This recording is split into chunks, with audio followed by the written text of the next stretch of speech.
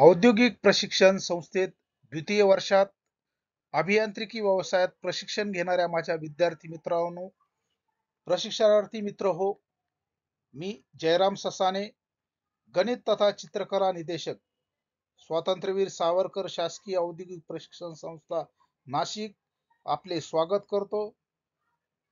आज आपण कार्यशाळा गणित व शास्त्र वर्कशॉप कॅल्क्युलेशन अँड सायन्स या भागातील या विषयातील इस्टिमेशन अँड कॉस्टिंग उत्पादित वस्तूसाठी जे अंदाजपत्रक आपण तयार करतो त्या पाठाविषयी आपण माहिती घेणार आहोत।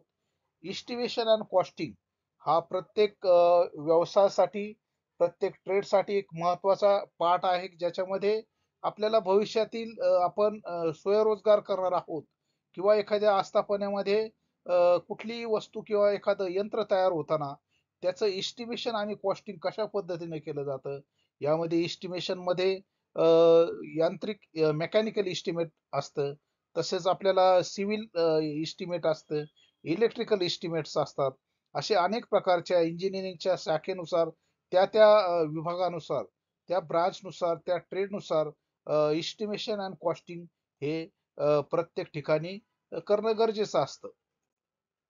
आता इस्टिमेशन अँड कॉस्टिंग म्हणजे काय? कोणतेही काम करायचे असेल तर ते काम यशस्वीरित्या पूर्ण करण्यासाठी लागणारे साहित्य व साधने आणि त्याच्या किमती माहीत असणे आवश्यक आहे। त्यामुळे खर्चाचा आपणास अंदाज बांधता येतो। इस्टिमेशन अँड कॉस्टिंग याची कल्पना म्हणजे काय? एखाद्या वस्तूच्या उत्पादनापूर्वी त्या वस्तूची संभावित किंमत काढणे म्हणजेच इस्टिमेट होय। इस्टिमेट काढण्यासाठी आपल्याला खालील घटक हे महत्वाचे आहेत। संभावित किंमत काढण्यासाठी या घटकांची माहिती आपणास असणे आवश्यक आहे। डिझाइन टाइम, डिझाइन टाइम म्हणजे आपण जी वस्तू तयार करणार आहोत, जो प्रोडक्ट आपण करणार आहोत याची आकृत्या, त्याचं डिझाइन, त्याच्यासाठी असणारे ड्रॉइंग्स, त्याचे कॅल्क्युलेशन्स, रॉ मटेरियलच्या लिस्ट, ह्या याच्यामध्ये आपल्याला डिझाइन टाइम, थोडक्यात त्याचं ड्रॉइंग आपल्याला माहित असणं गरजेचं आहे। लागणारे एकूण मटेरियल, जो आपण पदार्थ किंवा जी वस्तू आपण तयार करणार आहोत, उदाहरणार्थ आपण एक लाकडी खुर्ची तयार करणार आहोत, तर त्या लाकडी खुर्चीसाठी किती लाकूड लागणार आहे, किती प्लायवूड लागणार आहे किंवा किती स्क्रू लागणार आहेत, हे आपल्याला अगोदर अंदाज त्याचा केला पाहिजे। म्हणजेच कुठल्याही कामाचं जे आपल्याला काम करायचं किंवा एखादी वस्तू उत्पादित करायची, त्याच्यासाठी आवश्यक असणारं जे साहित्य आहे, रॉ मटेरियल, हे आपल्याला त्याची लिस्ट करणं गरजेचं आहे, की ज्यानुसार आपल्याला त्याच्यासाठी आवश्यक मटेरियल खरेदी करता येतं। त्यानंतर आवश्यक लागणाऱ्या मटेरियलसाठी एकूण किंमत किती लागणार आहे, त्याला खर्च किती लागू शकेल। एखाद्या आता खुर्चीचं उदाहरण आपण बघितलेलं आहे, ही खुर्ची तयार करण्यासाठी लाकडाची एकूण किंमत किती असेल, त्याच्यामध्ये स्क्रू असतील, प्लायवूड असेल, लाकूड असेल, याची किंमत किती असेल, हे आपल्याला या ठिकाणी ठरवणं गरजेचं असतं।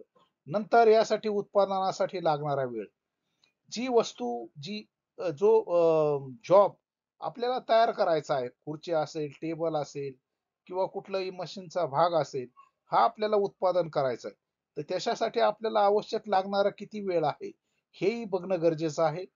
लेबर चार्जेस, एखादं आपलं जे खुर्चीचं जे काम असेल उदाहरणार्थ, हे आपलं जर मास प्रोडक्शन असते, जास्त क्वांटिटीमध्ये आपल्याला खुर्च्या तयार करायच्या असतील किंवा आपण स्वतः तयार करणार असू, तर आपल्याला याच्यासाठी असणारा जो वेळ आपण दिलेला आहे, त्याच्यासाठी आपल्याला लेबर चार्जेस किती लागतील, हेही कॅल्क्युलेट करणं गरजेचं आहे।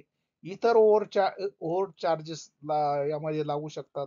उदाहरणार्थ आपण मशीन वापरतोय, मशीनचा घसारा होणं किंवा इतर चार्जेस, ओव्हरहेड चार्जेस, की इलेक्ट्रिसिटी बिल असेल, इत्यादी ओव्हरहेड चार्जेस हे आपल्याला इस्टिमेशन आणि कॉस्टिंग करताना जे संभावित किंमत काढण्यासाठी हे घटक आपल्याला माहीत असणं गरजेचं आहे, की ज्याच्याद्वारे आपल्याला संभावित जी जो जॉब आपण तयार केलेला आहे, त्याची एकंदरीत किंमत आपल्याला, त्याचं मूल्य आपल्याला ठरवून ते आपल्याला मार्केटमध्ये प्रस्तुत करता येतं। इस्टिमेटचे उद्देश काय आहेत? इस्टिमेट का केलं जातं? इस्टिमेटचे महत्वाचे उद्देश खालीलप्रमाणे आहे. विक्रीची किंमत ठरवण्यासाठी वस्तूची उत्पादित किंमत आवश्यक आहे. त्याची आपल्याला जी उत्पादित किंमत आहे ती आपल्याला असणं गरजेचं आहे. 2 नंबर, उत्पादनासाठी लागणारी गुंतवणूक माहीत होण्यासाठी.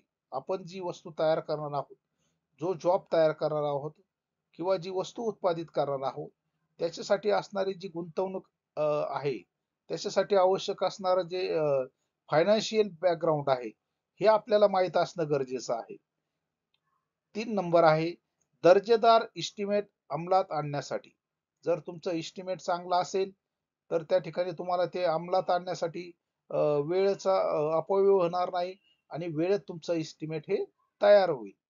4 नंबर आहे, उत्पादनासाठीचे अंदाजपत्रक करण्यासाठी. म्हणजे तुम्हाला जे प्रोडक्शन करायचंय, ज्या वस्तूचं प्रोडक्शन करायचंय त्याचं इस्टिमेट तयार करण्यासाठी. 5 नंबर आहे, प्रत्यक्षात काम करताना लागणारा खर्च आटोक्यात आणण्यासाठी. बऱ्याच वेळा आपल्याला असं निदर्शनास येतं की आपण जे साहित्य केलेलं आहे, खरेदी केलेलं आहे, ते बाजारभावाप्रमाणे त्याची किंमत काय आहे? सध्या बाजारात असलेल्या किमती किंवा इतर ठिकाणी आपण जो प्रोडक्शन ज्या मशीनचं करायचं किंवा उदाहरणार्थ खुर्चीचं करायचंय, इतर ठिकाणी आपण त्याचा जो खर्च आहे, तो जर आपण अनेक ठिकाणी चौकशी करून योग्य ठिकाणाहून तो लागणारं लाकूड खरेदी केलं, तर आपल्याला आपला खर्च आटोक्यात आणणं हे सोपं जातं. नंतर आहे लेबर कॉस्ट, कामगार खर्च. आपल्याला जर मास प्रोडक्शन करायचं असेल, आपलं स्वतःचं वर्कशॉप असेल, तर त्या ठिकाणी आपल्याला वेगवेगळ्या प्रकारचे कामगार, वेल्डर्स असतील, इलेक्ट्रिशियन्स असतील, कारपेंटर्स असतील, यांची गरज पडते. तर अशा लोकांना आपल्याला नोकरी देण्यासाठी किंवा कामाचा खर्च भागवण्यासाठी आपल्याला लेबर कॉस्ट गरजेची असते. विशिष्ट उद्योगातील कर्मचाऱ्यांना मानधनाची किंमत, थोडक्यात आपण त्याला पगार, त्याचं कमिशन, त्याचं बोनस इत्यादी हे मजुरीच्या खर्चामध्ये समाविष्ट असतं. एक्सपेन्सेस, इतर खर्च, हा सामूहिक खर्च आहे जो कामगारांना कामावर ठेवण्यासाठी किंवा साहित्य खरेदी करता लागणाऱ्या शुल्काव्यतिरिक्त आहे. म्हणजे थोडक्यात त्यांच्या मेडिकल एक्सपेन्स असतील, त्यांचं ट्रॅव्हलिंग असेल, त्यांचं वेगवेगळ्या प्रकारचे प्रशिक्षण वर्ग असतील, उच्च हाय लेवल ट्रेनिंग असेल किंवा इतर अधिकृत ज्या कंपन्या आहेत, ज्या वेंडर आहेत किंवा ज्या मुख्य कंपन्या आहेत, त्यांना भेटी देणं असेल, यासाठी इतर खर्च आपल्याला इतर खर्चाचंही नियोजन करणं कॉस्ट एस्टिमेशन मध्ये महत्वाचं असतं. थोडक्यात अंदाज इस्टिमेट हे म्हणजे प्रमाणाची गणना करण्याची पद्धत आहे आणि विशिष्ट किंवा प्रक्रियेवर काम करायचा खर्च जर उपलब्ध निधी अंदाजित खर्चापेक्षा कमी असेल तर काम अर्धवट किंवा कमी करून किंवा तपशील बदलून केले जाईल. म्हणजे आपल्याला जे लागणारं रिक्वायरमेंट आहे, जी वस्तूची किंमत आहे, त्याच्यामध्ये थोडक्यात आपल्याला रॉ मटेरियल मध्ये काटकसर करून त्याचा जो तपशील आहे, त्याचं जे इस्टिमेट आहे, हे आपल्याला काय करता येईल, बदलता येईल. अंदाजपत्रक तयार करण्यासाठी खालील तपशील आवश्यक आहेत. महत्वाच्या भागांची विभाग, वेगवेगळ्या प्रकारचे जे आस्थापनेमध्ये डिपार्टमेंट असतात कंपनीमध्ये, प्रत्येक सेक्शनचे ड्रॉइंग, क्वालिटी कंट्रोल असेल, डिझाईन अँड ड्रॉइंग डिपार्टमेंट असतील, नकाशे असतील, जॉब ड्रॉइंग असतील, हे कारागिरांना पुरवायचे असतात. म्हणजे थोडक्यात कारागिरांना जे वापरायचे मटेरियल आहे किंवा जे धातू आहे, जे साहित्य आहे, या धातूंच्या साहित्याचे गुणधर्मही देखील त्यांना, जे कारागीर आहेत, कामगार जे आहेत, त्यांना माहित असणं, त्याची तपशीलवार माहिती असणे गरजेचं आहे. चालू वर्षाचे दराचे दर पत्रक, रेट कॉन्ट्रॅक्ट, आरसी. शक्यतो रेट कॉन्ट्रॅक्ट हा जो भाग आहे, शासकीय आस्थापनामध्ये रेट कॉन्ट्रॅक्ट किंवा टेंडरिंगद्वारे कॉस्ट एस्टिमेट हे तयार केलेलं असतं. अनुमान काढणे, परिमाणांचे अंदाजे तयार करण्याची प्रक्रिया आहे. जे इनपुट डेटा म्हणून वापरले जाणारे मूल्य आहे आणि ते उपलब्ध सर्वोत्तम माहितीवरून घेतले जाते. जो अंदाज चुकीचा निघाला असेल, तो अंदाज वास्तविक परिमाणापेक्षा जास्त असेल तर तो जास्त अंदाज असेल, म्हणजे त्या ठिकाणी जास्त खर्च असू शकेल आणि जो इस्टिमेटचा कॉस्ट इस्टिमेट आहे, हे वास्तविक परिमाणापेक्षा कमी असेल.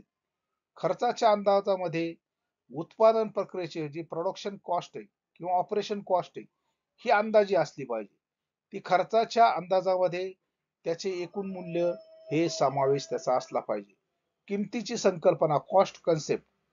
किंमत एखादी वस्तू तयार करण्यासाठी त्यावर करावा लागणारा खर्च म्हणजेच वस्तूची किंमत होय. किंमत काढणे एखादी वस्तू उत्पादित करत असताना त्याच्या प्रत्येक टप्प्यावर होणारा खर्च बिनचूक आणि व्यवस्थित मांडणे याला वस्तूची किंमत काढणे असं म्हणतात. इस्टिमेट तयार करण्याचे मुख्य घटक. वस्तूची किंमत ठरविण्यासाठी इस्टिमेट तयार करताना विचारात ठेवायचे मुख्य घटक. वस्तूची रचना डिझायनिंग साठी लागणारा वेळ, वस्तूचे ड्रॉइंग तयार करण्यासाठी लागणारा वेळ, उत्पादनासाठी वेळेचे नियोजन, उत्पादन करताना लागणारे विशेष हाताळीची रचना व उत्पादन, प्रायोगिक काम, कामगार, मटेरियल व इतर खर्च याला इस्टिमेट तयार करायचे मुख्य घटक. यापूर्वी आपण यावर चर्चा सुरुवातीला केलेली आहे की इस्टिमेट तयार करताना जे मुख्य घटक आहेत ते कोणते उपयोगात आणायचे आहेत. तदनंतर आपण जाऊ किमतीचे वर्गीकरण. एखादी वस्तू असेल त्याचे कॉस्ट क्लासिफिकेशन कसं केलं जातं. कोणताही आतापर्यंत प्रोडक्टची किंमत खालील 3 मूलभूत घटकामध्ये विभागली जाते. जॉब मटेरियलची किंमत, कामगार खर्च, इतर खर्च. म्हणजे थोडक्यात जो आपण वस्तू उत्पादित करणार आहोत त्या जॉब मटेरियलची एकूण किंमत, त्यासाठी लागलेलं लेबर चार्जेस, कामगार खर्च, नंतर इतर खर्च या सर्व बाबींचा किमतीचे वर्गीकरण मध्ये समावेश होतो. जॉब मटेरियलची किंमत, डायरेक्ट मटेरियल कॉस्ट. आता याच्यामध्ये आपल्याला ज्यावेळेस आपण खर्च करतो एखादी उत्पादित वस्तू तयार करताना किंवा जॉब तयार करताना, तर आपल्याला या ठिकाणी अनेक प्रकारच्या ज्या किमती असतात त्या किमतीविषयी माहित असणं गरजेचं आहे. Direct material cost. डायरेक्ट मटेरियलची किंमत म्हणजेच जी विक्रीयोग्य उत्पादनात जाते किंवा त्या उत्पादनाच्या पूर्णतेसाठी त्याचा वापर थेट आवश्यक असतो आणि थेट साहित्यासाठी दिलेली रक्कम किंवा थेट साहित्य खरेदीवर खर्च केलेली रक्कम ही डायरेक्ट मटेरियल कॉस्ट म्हणून ओळखली जाते. दुसरा आहे इनडायरेक्ट मटेरियल कॉस्ट.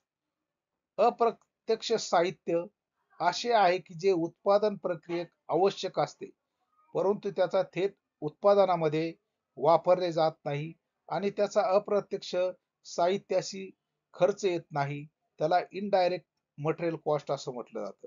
आता ज्या वेळेस आपण एखादी वस्तू तर कॉस्ट आणि एस्टिमेशन करतो यासाठी आपल्याला काही रेफरन्सेस घ्यावे लागतात. हँडबुक आणि रेफरन्स टेबल हे आपल्याला वापरावं लागतात. हस्तपुस्तक हे एक प्रकारचे संदर्भ कार्य किंवा इतर सूचनाचा संग्रह आहे. थोडक्यात हँडबुक मध्ये आपल्याला पूर्वी एखाद्या ठिकाणी हा प्रॉडक्टची माहिती असेल तर त्याचे आपल्याला हँडबुक उपयोगात आणलं जातं.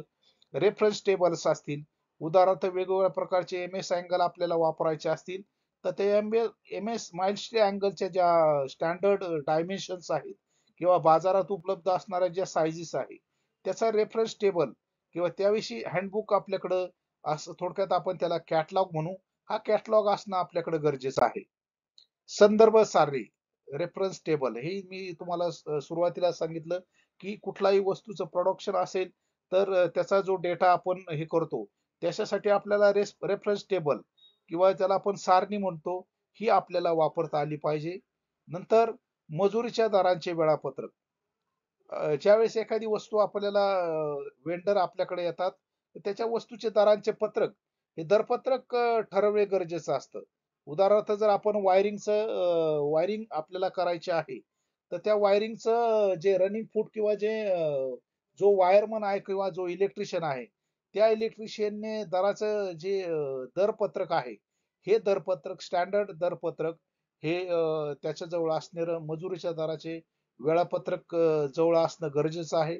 आपल्या नक्कीच मला सांगायला आवडेल की वेगवेगळ्या प्रकारचे जे इलेक्ट्रिशियन्स असतात त्यांचे चार्जेस हे सर्व ठिकाणी सारखेच असतात. त्यांनी कारण की इलेक्ट्रिशियनचे जे रेट कॉन्ट्रॅक्ट असतात किंवा इलेक्ट्रिशियनचं जे टेंडरिंग चालतं किंवा इलेक्ट्रिकल वर्क करणारे जे लोक असतात त्यांच्याकडे वायरिंगचे लायसन्स असतात. त्यांना शासनाने ठराविक दर ठरवून दिलेले असतात की या दराद्वारेच तुम्ही त्या ठिकाणी वायरिंगचं काम करायचं आहे. या ठिकाणी आपण आता एक साधा स्टूल तयार करण्याचं अंदाजपत्रक बघणार आहोत. हा स्टूलचं अंदाजपत्रक आपल्याला तयार करायचं. हे स्टूल आपल्याला एक ऑर्डर आलेली आहे. एक स्टूल आपल्याला हा एका पार्टीला तयार करून द्यायचा आहे. त्याच्यासाठी एस्टिमेट करताना आपल्याजवळ जो कच्चा माल लागणार आहे, त्या कच्च्या मालाचा आपण या ठिकाणी अगोदर एक टेबल तयार करूया. अनुक्रमांक, कच्चा माल डिस्क्रिप्शन, किती संख्या आवश्यक आहे, त्याचा रेट, नंतर त्याचं एकूण आकारमान, त्याचा एकूण दर. लाकडी टॉप दिलेला आहे एक 50 बाय 50 बाय 5 चा एक नग लागतोय. त्याचा जो रेट आहे 0.10 रुपये सेंटीमीटर क्यूब. तर त्याचं एकूण आकारमान आहे 12,500 घन सेंटीमीटर. तर त्याचा दर आपण इथं कॅल्क्युलेट केलेला आहे 1250. नंतर आपल्याला लागतोय MS स्क्वेअर पाईप लागतोय 5 बाय 5 बाय 60 चा 4 नग लागताय. रेट त्याचा 0.10 घन सेंटीमीटर आहे. एकूण त्याचं जे आकारमान आहे हे 1500 घन सेंटीमीटर आहे. त्याचा एकूण जो दर होतो तो 150. नंतर आपण MS फ्लॅट वापरलेला आहे 5 बाय 2 बाय 50 चा. ते 4 नग आपण वापरलेले आहे. त्याचा जो दर आहे 0.10 घन सेंटीमीटर. एकूण त्याचा आकारमान आहे 500 घन सेंटीमीटर. त्याच्यासाठी एकूण दर आपल्याला जो आहे 50 रुपये. नंतर या ठिकाणी आपल्याला हा स्टूल तयार करताना वेल्डिंग इलेक्ट्रोड्स लागलेले आहे. त्या वेल्डिंग इलेक्ट्रोडची संख्या आहे 5. एकूण त्याचा एका इलेक्ट्रोडचा दर आहे 10 रुपये. एकूण जे आपण इलेक्ट्रोड वापरलेले आहेत 5 इलेक्ट्रोडचे आपल्याला 50 रुपये या ठिकाणी आपण चार्जेस लावलेले आहे. एकंदरीत आपण बघितलं तर या संपूर्ण कच्च्या मालाची जी किंमत आहे ही 1500 रुपये आहे. म्हणजेच एकूण कच्चा माल जो आहे, कच्चा माल हा बाजारातून आपण 1500 रुपये इतक्या रुपयाचा खरेदी केलेला आहे. नंतर यामध्ये आपण विद्युत खर्च, या स्टूल साठी आपण 10 युनिट वापरलेले आहे. जो युनिटचा विजेचा दर आहे 5 रुपये पर युनिट आहे. एकूण विजेचा खर्च आलेला आहे आपल्याला 50 रुपये. मशीन घसारा, मशीन वापर, वेल्डिंग ट्रान्सफॉर्मर आपण 25 रुपये चार्जेस लावलेले आहेत. ग्राइंडिंगचे 10 रुपये. तर एकूण मशीन घसारा हा आपण या ठिकाणी म्हणजे थोडक्यात मशीनचा वापर 35 रुपये घेतलेले आहेत.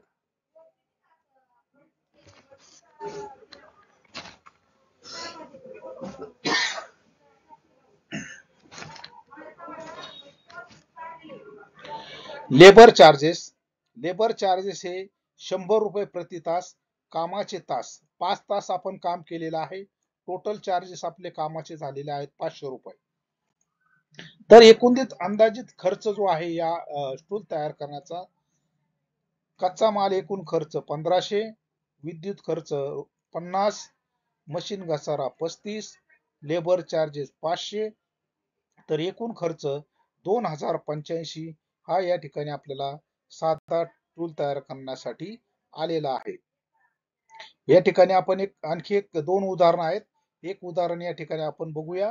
खालील बुश तयार करण्याचे अंदाजपत्रक तयार करा. एक बुश दिलेला आहे 70, त्याचा डायमीटर दिलेला आहे, या ठिकाणी 2 डायमीटर दिलेला आहे. कच्च्या मालाची किंमत, कच्च्या मालाचा आकार, व्यास दिलेला आहे 90 by 80, 90 mm 9 centimetre, 80 mm 8 centimetre. बुशचे आकारमान, याच्यासाठी सूत्र वापरावं लागेल आपल्याला. दंडगोलाच्या आकारमानाचं सूत्र पाय वर्ग H किंवा L. तर एकूण याचा आकारमान मिळालेला आपल्याला 509.14 सेंटीमीटर घन. बुशची जी घनता दिलेली आहे 7.8 ग्रॅम घन सेंटीमीटर. कच्च्या मालाचे आकारमान बरोबर बुशचे आकारमानाची घनता, जे 509 गुणिले 7.8. तर आपल्याला कच्च्या मालाची किंमतचा दर आहे 140. तर एकूण किंमत आपल्याला याच्यात वापर मिळालेली आहे 556 रुपये.